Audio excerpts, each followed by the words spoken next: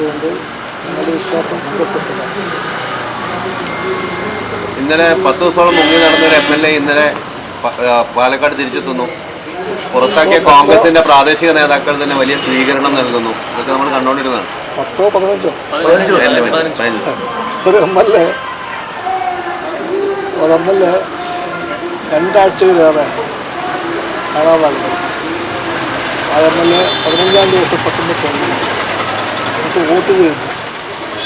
ആ വോട്ട് ചെയ്യാൻ വേണ്ടി എത്തുന്ന MLA-യുടെ കൂടെ അദ്ദേഹത്തിന് എന്തോ ഒരു ഹീറോ പരീക്ഷ കൊടുത്തുകൊണ്ട് ഒരു യുവ കോൺഗ്രസ്സുകാരാണ് നിൽക്കുന്നത്. അതെല്ലാവരും പറയുന്നു ഈ MLA ബലാത്സംഗത്തിൻ്റെ പേര് കേട്ട ഭൂരിപക്ഷ ബന്ധങ്ങളുടെ മഹത്തായ വശനത്തിലൊക്കെ കഴിയാത്ത സ്ത്രീയെ വെറും വ്യക്തമായ വസ്തുവായിട്ട് മാത്രം കാണുന്ന ഈ MLA ആ MLA ചങ്കാണ്. എനിക്കറിയില്ല എന്തൊക്കെയാണ് അതെല്ലാമാണെന്ന് പറയുന്ന ആൾക്കാരെ കാണുകയാണ്. കോൺഗ്രസ് അകപ്പെട്ട് നിൽക്കുന്ന ഗതികെട്ട അവസ്ഥ അത് നമ്മളെപ്പറ്റിയെല്ലാം നമ്മളെല്ലാം ചിന്തിപ്പിക്കുന്നു.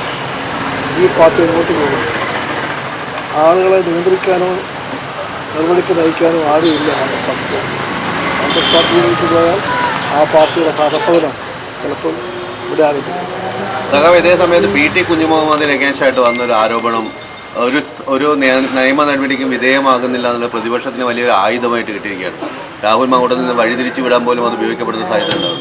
അത് യുക്തിയില്ല, ശരിയല്ല. കുഞ്ഞുമുഹമ്മദിൻ്റെ കേസ് അപ്പം തന്നെ മുഖ്യമന്ത്രി നേരിട്ട് ഏൽപ്പിച്ചിട്ടുണ്ട്.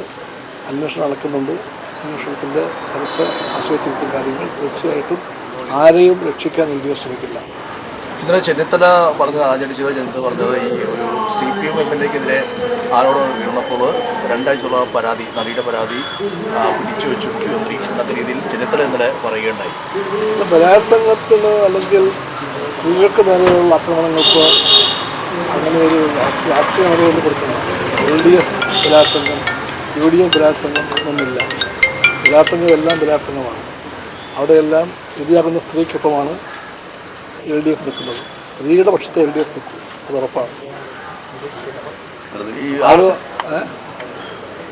ആരോ പറഞ്ഞു കേട്ടു കട്ടി കൂടിയ ബലാത്സംഗം, കട്ടി കുറഞ്ഞ ബലാത്സംഗം, അങ്ങനെയൊന്നുമില്ല. തീവ്രത അതൊന്നും അർത്ഥമില്ല. സ്ത്രീയുടെ സമ്മതം കൂടാതെ അത് വിഷയം. സ്ത്രീയുടെ സമ്മതം കൂടാതെ അവരുടെ ദേഹത്ത് ആര് കൈവച്ചാലും ആ കൈവയ്ക്കുന്നതിൻ്റെ പാർട്ടിയോ മുന്നണിയോ ഒന്നും ബാധകമല്ല. അവിടെ അവകാശം, സ്ത്രീയുടെ അവകാശമാണ് ഏറ്റവും മുഖ്യം. അതുകൊണ്ട് സ്ത്രീ അവകാശങ്ങളെ സംരക്ഷിക്കാൻ വേണ്ടിയാണ് LDF എപ്പോഴും നിൽക്കുന്നത്. അതൊരു രാഷ്ട്രീയം മാത്രമല്ല, LDF-ൻ്റെ പ്രത്യയശാസ്ത്രമാണ്. പ്രതിപക്ഷത്തിനൊക്കെ ഇത്രയും ചില സ്ഥാനത്ത് LDF-ആണ്. ലോകത്തെവിടെയും വലതുപക്ഷവും അങ്ങനെ രാഷ്ട്രീയവും എല്ലാം സ്ത്രീയെ കാണുന്നത് ചരക്കായിട്ടാണ്, ഉപഭോഗ വസ്തുവായിട്ടാണ്. അങ്ങനെ കണ്ടുകൂടാ എന്നാണ് ഇടതുപക്ഷം പഠിപ്പിക്കുന്നത്.